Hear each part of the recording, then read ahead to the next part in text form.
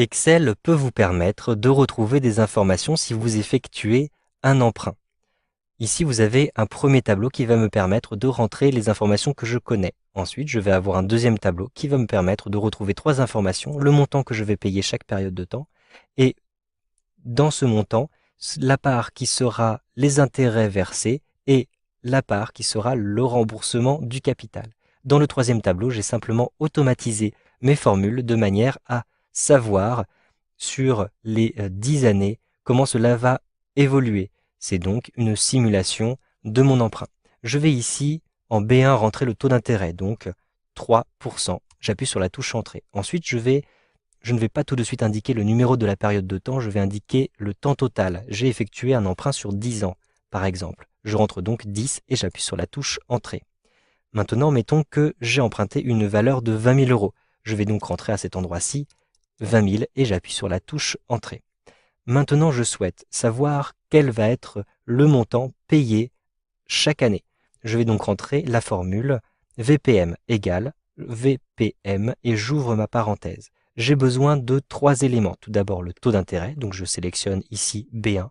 Ensuite, je mets un point virgule. Je souhaite avoir le temps total, B3, point virgule, et je sélectionne pour le troisième argument la valeur totale du prêt en euros. Donc ici, je fais référence simplement aux cellules. Je ferme ma parenthèse et j'appuie sur la touche Entrée.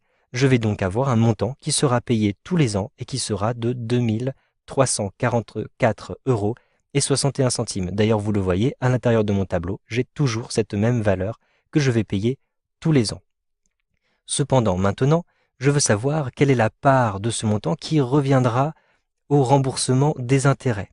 En effet, à chaque fois que vous payez un montant, ici chaque année, vous allez rembourser une partie du capital. Donc le taux d'intérêt sera calculé sur un capital qui sera de plus en plus petit. Donc ici, si vous regardez le tableau, la part des intérêts va réduire d'une année à l'autre, tandis que le capital remboursé sera toujours de plus en plus important. Il est donc important de préciser le numéro de la période de temps si vous souhaitez obtenir cette information. Je souhaite par exemple obtenir cette information pour la 6e année. Je rentre donc ici 6. Maintenant, je vais rentrer le signe égal et la formule int-pair int PER. J'ouvre ma parenthèse et je vais préciser d'abord le taux d'intérêt, point virgule. Ensuite, j'ai besoin du numéro de la période de temps, donc la 6e année. Je sélectionne ici B2, point virgule.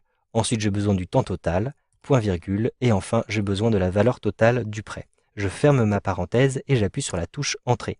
Pour la 6e année, je vais donc rembourser en intérêt 322 euros sur les 2344. D'ailleurs, cela correspond ici à la 6e année, à ce chiffre-ci.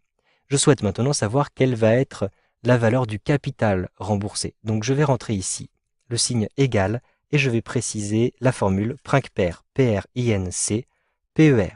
J'ouvre ma parenthèse et j'utilise exactement les mêmes arguments, donc le taux d'intérêt, point virgule, le numéro de la période de temps, point virgule, le temps total, point virgule, et la valeur totale du prêt en euros. Je ferme ma parenthèse et j'appuie sur la touche Entrée.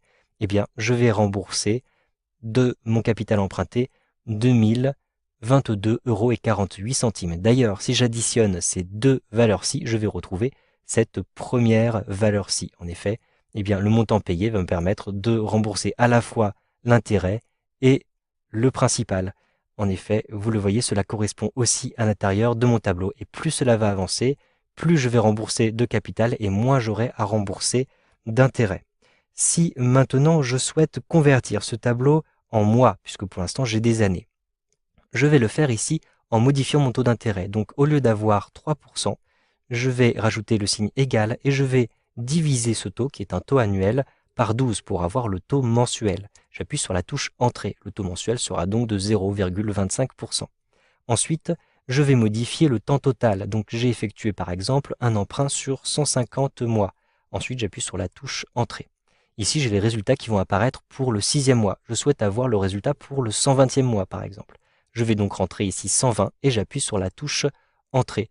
Pour le 120e mois, si j'effectue un emprunt sur 150 mois à un taux d'intérêt de 0,25%, je vais rembourser sur donc les 20 000, je vais rembourser ici 160 euros et 6 centimes par mois et cela me permettra de rembourser ici pour le 120e mois 11,92 € d'intérêt et 148,14 € du principal. Vous savez donc maintenant comment calculer le montant des intérêts d'un emprunt avec Excel 2013.